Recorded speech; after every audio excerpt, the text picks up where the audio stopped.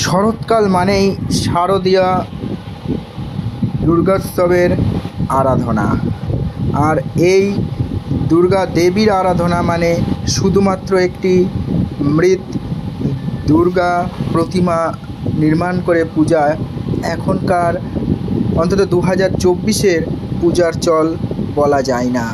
এখনকার পূজা মানেই একটু থিম কেন্দ্রিক, একটু আর্টের, একটু কলা কুশলতার ধারক বাহক হলো এখনকার পূজা।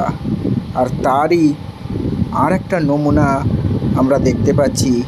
আমার ব্যাকগ্রাউন্ডে যে পূজা মণ্ডপটি আপনাদেরকে দেখাচ্ছি, সেখানে আপনারা দেখতে পাবেন কি অসাধারণ নিপুণতায় এই মন্দিরটি বাঁশ, কাপড়, রং, থার্মোকল ইত্যাদি এবং ফোমের মাধ্যমে এবং কিছু চিত্রের মাধ্যমে ফুটিয়ে তোলা হয়েছে।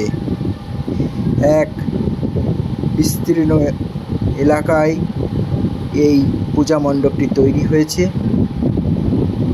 এবং আলোকের ঝলকানিতে তা যেন আরও বেশি উজ্জ্বল হয়ে উঠেছে।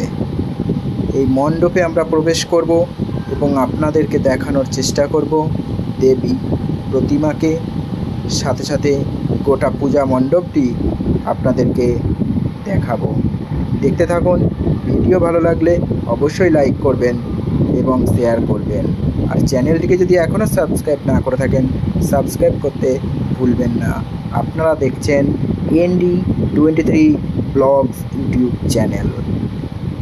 এটি ট্রাভেল ব্লগ হিসাবে আপনারা বেশ কিছু ভিডিও এখানে এখন পাবেন এবং একই সঙ্গে বিভিন্ন পূজার ভিডিও আপনারা পেতে থাকবেন।